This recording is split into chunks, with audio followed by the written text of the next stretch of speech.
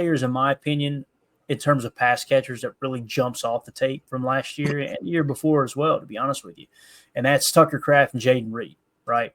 Um, Tucker Kraft is very, very, very underrated in my opinion.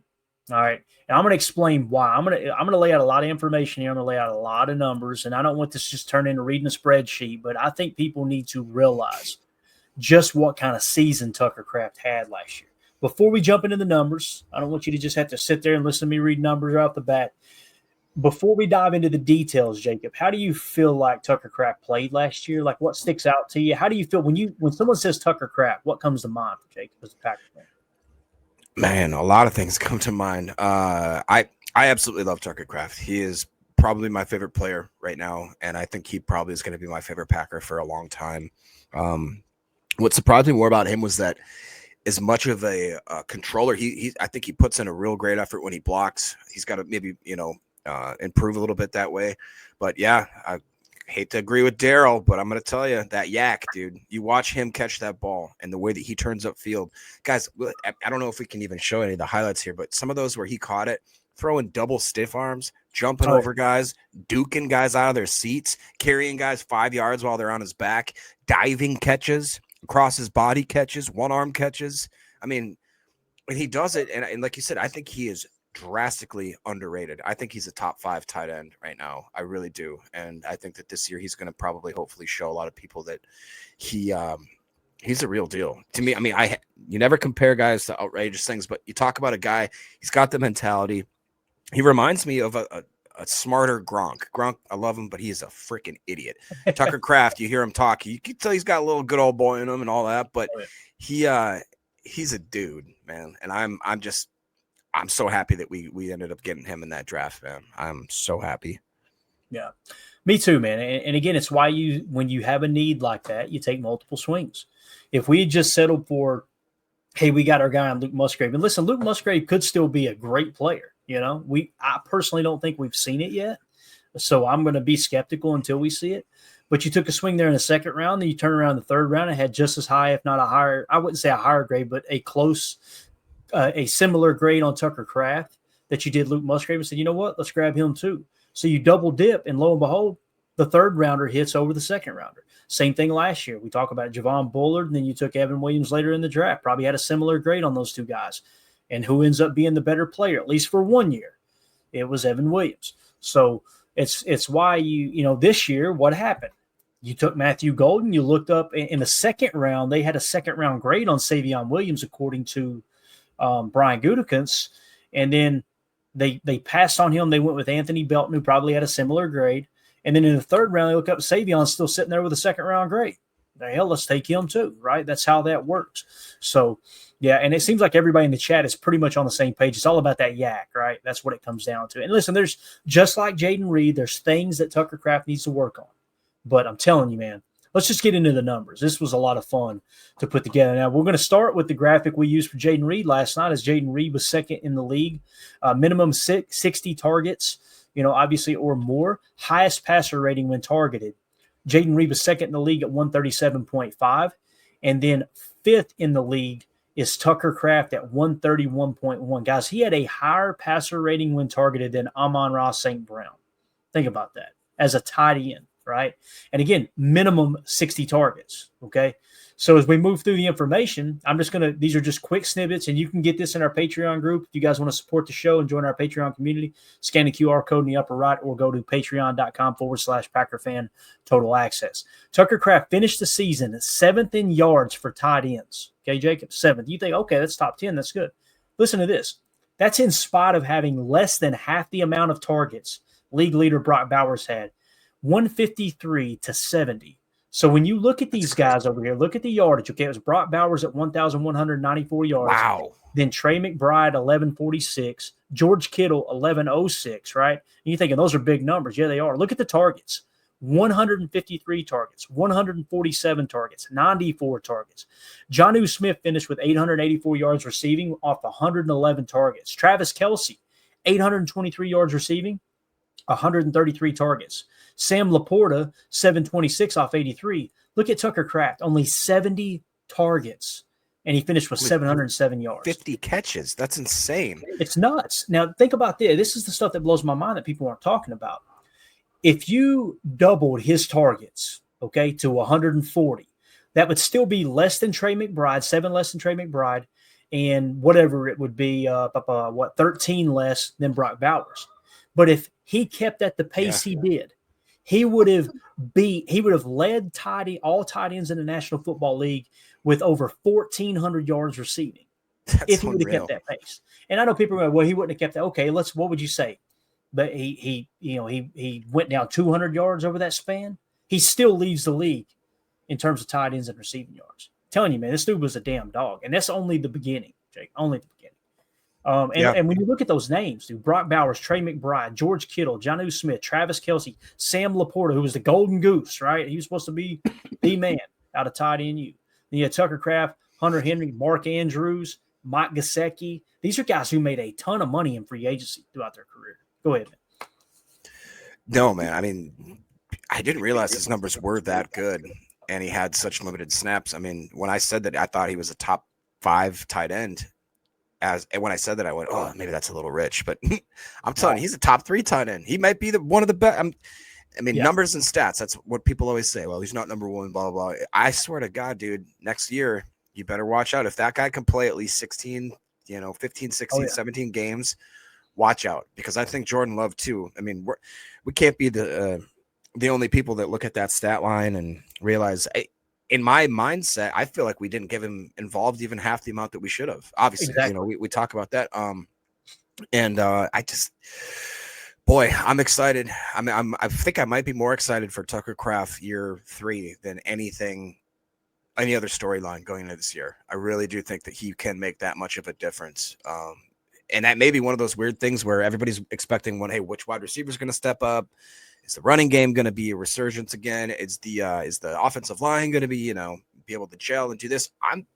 I'm more excited, I think, about what's going to happen with Tucker Kraft. Like, is he going to burst out and be – imagine if we do have the number 1 tight end in the league. What does that mean for everybody else? What does that mean for Josh Jacobs and his ability to possibly, run the ball at a crazy clip? Because it's just – and who are you going to guard? Who are you going to cover? I mean, it's crazy. That's the big thing, man.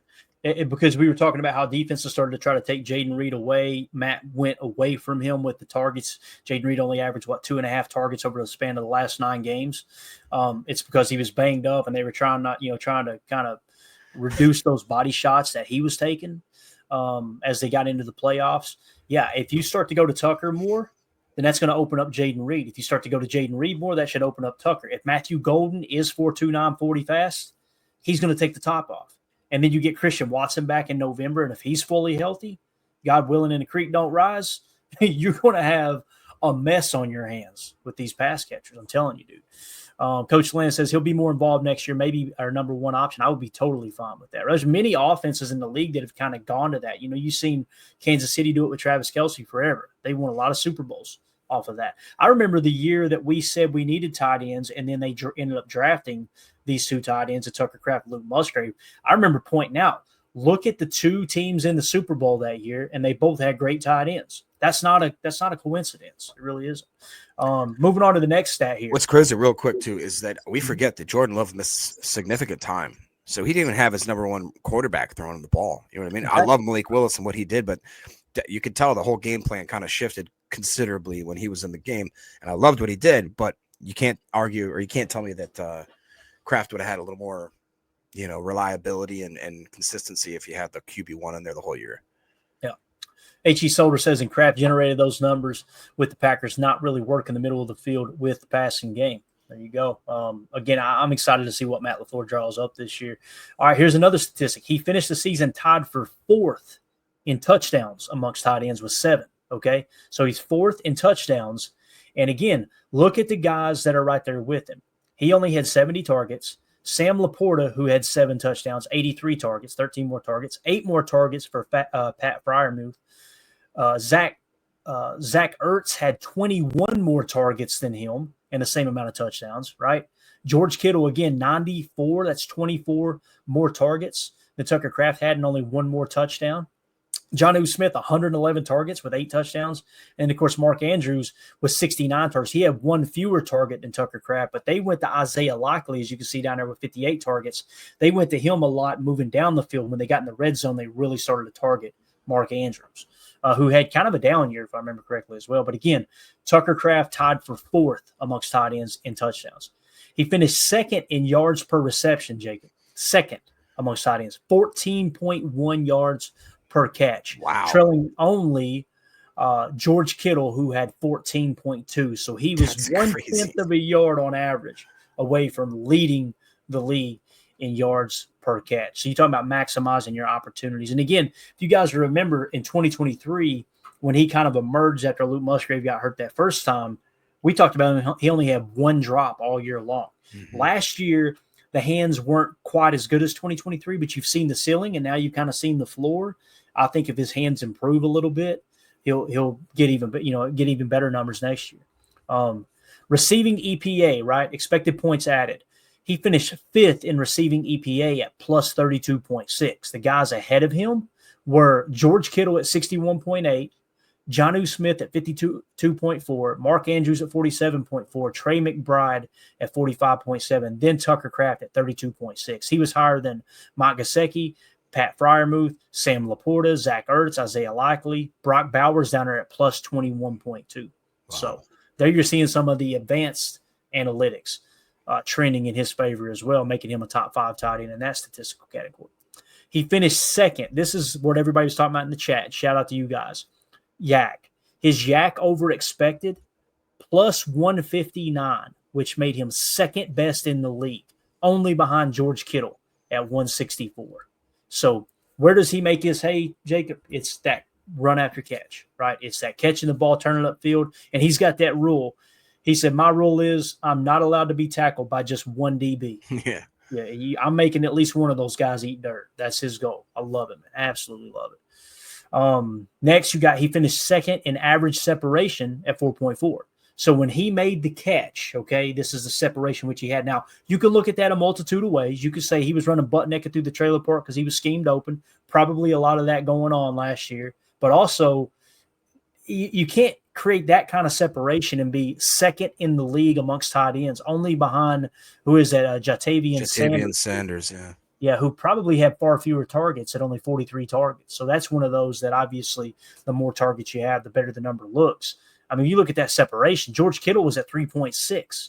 So whether you credit it to scheme or you say Tucker Kraft's a good route runner, the reality is he was running open. So it's not a negative stat in my opinion, that's for sure. And then EPA per target, okay? Expected points added per target. When he was throwing the ball, he finished 3rd in that at a plus 0.47, only behind Mark Andrews and George Kittle, along with Jonnu Smith, who tied Tucker Kraft at that positive 0.47, I should say. And then just kind of ended the article saying, as always, there's plenty of things for Tucker Kraft to improve his game in, but one thing is for sure, he's quickly becoming one of the top 5, maybe even top 3 tight ends in the NFL. You said it going into the whole segment here, Jacob. You said, man, he's probably top 10. And then you were like, no, he's top 10, no doubt about it. The question is he top 5? I think so. Top 3 is right around the corner if he takes that next step. But what do you think about our boy Tucker Kraft here? And I can scroll up, down any of those stats you want to kind of highlight, man. Yeah, no, I mean, I knew he did well. And I actually thought that, again, that like we said, that he was obviously underrated in the national media, but I really thought that he was even underrated with some Packer fans, just really not quite understanding what we have there. I highlighted All Good's comment too, because if this is correct, he says the Packers was the 3rd from the bottom on pass attempts last year. If that's the truth, I mean, imagine the it could be those numbers, like we just showed you about the yardage, the touchdowns, all that. Imagine now if we're 3rd from the top in passing attempts. That Tucker Kraft's numbers could be unbelievable. I mean, you're talking about a guy that could realistically hit 1,400 or 1,500 yards as a tight end. I mean, okay, let's do it. I know there's some people out there too that are going, but I don't want to pass that much because look how effective our running game was, right? And that's a good valid argument. I'm a boring fan like that too. I would be totally on board with that. But you also got to think remember when we did the game planning show, we did the schematic show, like, okay, here's how coaches look at tendencies with teams. You can bet your sweet butt next year, these teams, these defensive coordinators are looking up and going, okay, boys, last year they prioritized the run.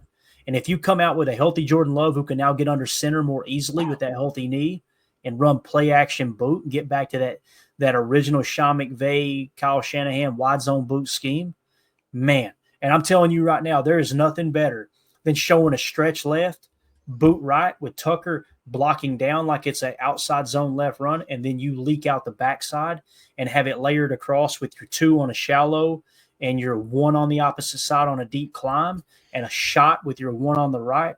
There's so many things it opens up. They've got to pick their poison. Do we cover the deep shot off the 1 on the right? Do we cover the shallow underneath with the Jaden Reed probably coming out of the 2? Do you get Matthew Golden on that deep climb route? Do you cover that? Oh, crap, we forgot. Tucker Kraft's leaking out underneath. And now all of a sudden you got that big boy doing what he does with the ball in his hand and maximizing on the yak. There's just a number of different things that can change and you can do better this year with a healthier Jordan Love and being able to really kind of key in on that play action game that was definitely missing last year. That's why we've seen him in the gun more often for sure. So anything else you want to add to the Tucker Kraft talk here, man? Anything at all? No, I just, I hope that when he, retires after 15 or 16 seasons with the Packers, we put a statue out front of him just with a lung dart, and a bush latte sitting on a truck bed. That's what I want. I love it, man. Yeah, you hit the nail on the head when we started this conversation. You said he's arguably your favorite Packer. Right now, for me, it's Tucker Kraft and it's Edgerrin Cooper, the 2 guys. I'm like, man, this, and I love Jordan Love, and I know the quarterback's always going to be the face of the franchise. I love Josh Jacobs. You guys know how I feel about Jaden Reed. But when you say, all right, which 2 players represent your team and represent the city of Green Bay and that whole Wisconsin not culture of just tough, hard-nosed ass football, right? I think of Tucker Kraft and Edgerrin Cooper. Edgerrin Cooper out there with Frosty his horse, and you got Quay Walker sending out social media posts going, "Hey man, anybody got a boat? I want to go fishing." You got Tucker Kraft drinking bush lattes and smoking lung darts. Like, this is Packer football, baby. I love it. Doesn't get any better. So, all right. So there's a little Tucker Kraft breakdown for you. Why don't we end the show? We got